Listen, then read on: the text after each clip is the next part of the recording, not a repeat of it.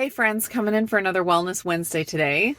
So I thought in this Wellness Wednesday I would chat a little bit and give you an update about iron and where I'm at with my iron and what I'm thinking as far as moving forward. So for those of you that don't know, my first big clue that I had some health issues, some underlying health issues that I needed to address was, well, there were a few things, but one of them was when I got my lab work done, my ferritin was very low. And ferritin is the iron stores you have in your body. So that's like your first clue that your iron is low. You can have regular iron in your blood, but you can still have all the symptoms of iron deficiency and be deficient in iron if your ferritin is low. Mine was very, very low. I was at a level of a 9 when I think the optimal range, so different people have different optimal ranges, but somewhere between like 80 and 100 is close to optimal, and mine was 9. So very, very low, and it explained a whole lot of symptoms that I had, a whole lot of brain fog that I just kind of come to think was normal because I had just been experiencing it for a very long time. Looking back on my lab work, I realized that I have been iron deficient for probably my entire adult life. Not sure exactly when it started. Could have been when I started having kids 17 years ago. Who knows? I just have been iron deficient for pretty much my whole adult life. But when I got it tested back in, it was either the spring or early summer, it was the lowest I had ever seen it, and it kicked me into research mode, and I went through and found that yes, it was very, very low, and actually the levels that I had been and that I thought were not too bad were actually also very, very low and iron deficient. So that spurred me on to try to figure out, well, first of all, to get that corrected, immediately with an iron infusion, which is somewhat of a band-aid just to get me back to normal while we figure out what is actually causing it, because it's not really ideal to have some issue that's causing your iron to be low and just continually be getting iron infusions. You want to use the iron infusions as needed to feel well, but then figure out whatever the root cause is and fix that so that you don't have to continue to get the infusions. So I, of course, looked through all of the different root causes, things that can cause iron deficiency. Obviously, there's lots of things, and I decided that it made sense to test for SIBO, that's small intestinal bacterial overgrowth, because that if the bacteria is in that wrong place in the small intestine, it can inhibit the absorption of specific nutrients, including iron. And I had suspected SIBO previously, but my symptoms were never bad enough to justify the cost of testing. But once I was diagnosed with the iron deficiency, I was like, all right, that's it. I'm going to go ahead and bite the bullet and get the SIBO test. And I got the SIBO test done. It came back very, very high and very, very positive for SIBO. So that put me down the road of trying to eradicate my SIBO in the hope that that would take care of the iron deficiency problem or the loss of iron that I continually have. And as I'm finding out, eradicating SIBO is not a simple and quick process. I've done a couple rounds of antimicrobials now, and I have reduced my SIBO. Every time I've retested, it's gotten better, but it is not quick. And so it's just taking a long time, and I don't know for sure if I'm 100% SIBO free or not. I talked about this on my SIBO test video, to my most recent one. If I were in the UK and I got the test done, they would say it was a negative test for hydrogen SIBO, because they have a different cutoff as far as timing of when you test the breath.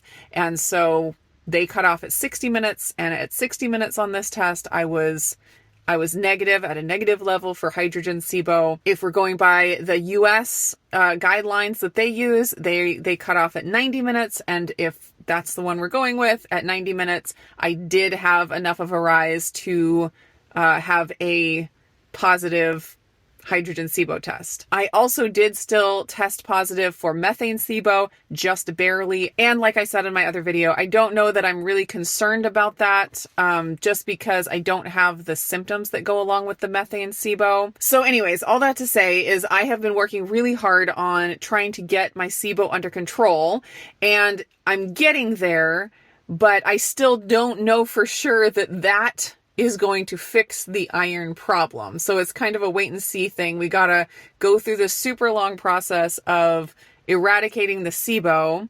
And then, there is still the possibility that I do all that, I get a negative SIBO test, and my iron still doesn't stay at a level that it should be. So throughout this time that I have been working on my SIBO, I have been consistently testing my iron and my ferritin to try to get a really good full picture of what it's doing and what the things that I do, or how the things that I do affect my iron levels. So I got my big iron infusion back in the summer, and I tested after 6 weeks, and then I think I tested it after another 6 weeks, and then I tested again a few weeks after that, and it was dropping really rapidly. And even though I didn't drop to the level of deficiency, just the quickness of it dropping was giving me all of the iron deficiency symptoms again. So that was really frustrating after getting the infusion and feeling so good, and then having all of these symptoms kind of come crashing back as my ferritin dropped so rapidly. So I talked to my doctor, and she got me set up with a place where I can get smaller iron infusions as I need them.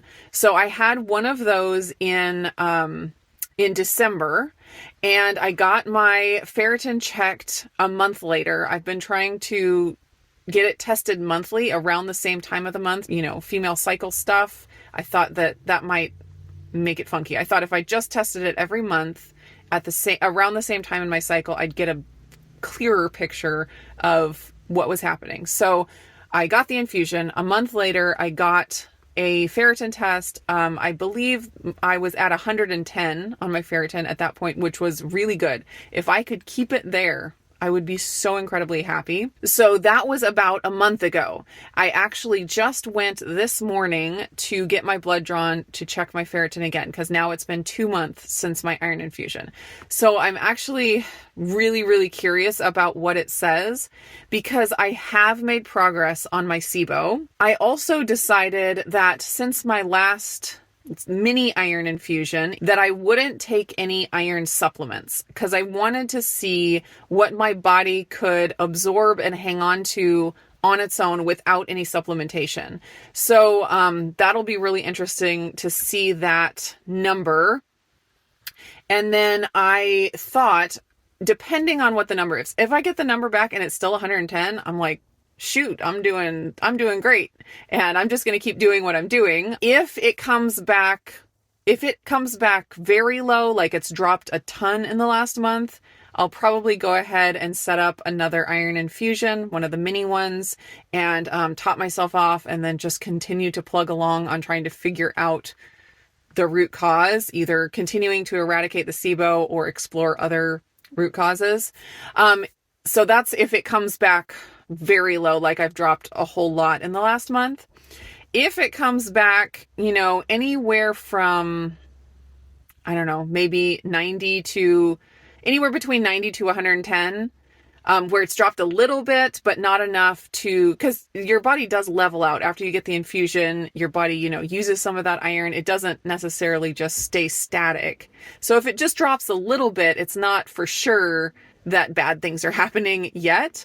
If I'm still in that 90 to 110 range, what I'll probably do is start to do a little bit of supplementation for a month, and then get my ferritin checked again and see if that supplementation maintains my level, or if it increases, or if it's still dropping. Because before I was supplementing, and I was supplementing heme iron, like I was doing all the things to make iron supplementation work, like to absorb it really well. I like the most absorbable kinds, making sure that I wasn't taking it at the same time as using a lot of calcium, different things like that. And so I did all the things, and my ferritin still just was dropping super rapidly. Dropping so rapidly that my doctor ordered like a stool test to make sure I wasn't bleeding internally, and also giving me a referral for an endoscopy to see if I had like autoimmune gastritis or ulcers where I'm like actually losing blood.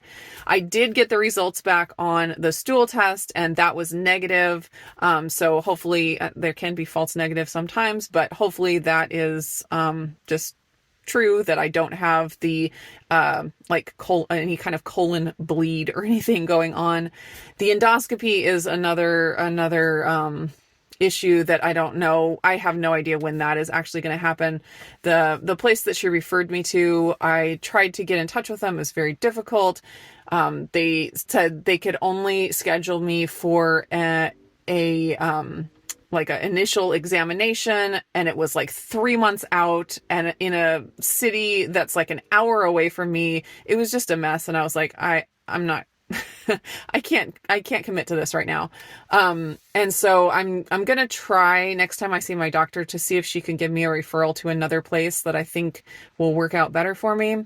But I'm kind of not in a hurry about that, because I really am curious about what my iron is doing now in response to the SIBO treatments that I've done. Because if I go through the SIBO treatments and I'm able to maintain my iron levels, it's like I don't think I need to go try to get an endoscopy to try to figure out if I'm losing blood, because that'll be a really good clue that it was the SIBO that was causing the malabsorption issues. And then we can just move on from there, and I don't have to worry about the endoscopy. So if I find that I go through all the SIBO treatment and I'm still not able to keep my iron where it needs to be, then I will probably continue to go down the road of trying to get that endoscopy. But right now I've kind of have that on hold. So that's a basic update on the iron. If it comes back super low, I'll go ahead and get another mini infusion to top myself off. If it comes back just a little bit lower, I'll probably just start to supplement with the iron and test again and see if I can maintain an iron level at a decent place, because I have not been able to do that up to this point. So if I were, that would be a huge win and show me that I am making progress with my digestion and my gut and all that.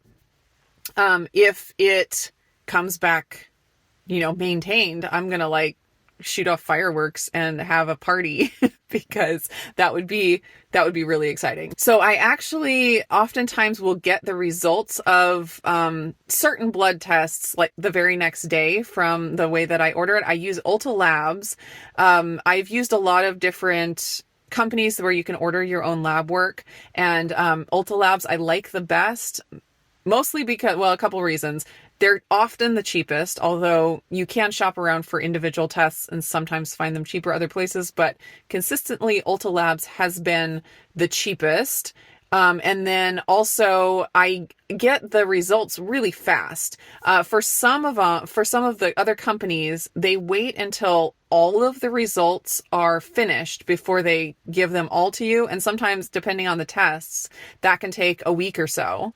But with Ulta, they actually send them to you as they come in. So some of them will come in the very next day, and they'll just kind of trickle in as they get finished. So I like that. I want to know as soon as possible the results. So those are the reasons I like Ulta Labs, because I have been using them consistently, and because I talked to you guys about them. I did sign up as an affiliate with them. That's how I like to find my affiliates, is things that I've already been using, and if I love them and they have an affiliate program, and I'm just able to share the things that I'm already using and that I already recommend. So I do have an affiliate link down below for Ulta Labs if you're curious about it and if you want to order some tests. Unfortunately, I don't have a coupon code for them. I might reach out to them and see if that's something they would offer, but they do have sales. Like, they have sales constantly. Their prices are already like the lowest that I typically see, and then they almost always have a 20% sale going on. And then things like Black Friday, they'll have a few extra percentage points off. So definitely you can follow them on Instagram. You can sign up for their email, although they send out emails all the time. So it's a lot. But on Instagram, if you follow them on Instagram, you'll get notified when they have sales, and you can get things for pretty cheap. So I'm filming this video actually on Tuesday, and I got my blood drawn this morning. So tomorrow morning, Wednesday, it's possible that I will get the results. So if I have them, I will put them in right here. As anticipated, I did get my results back, and I was disappointed to see that my ferritin was at a 78, which means it has dropped 32 points in the last 4 weeks. So it is dropping at the same rate as it was before. Needless to say, disappointing. So that's where I'm at with all of the iron stuff. I've had several people asking about that, and I've been just focusing mostly on SIBO and things like that in the recent videos.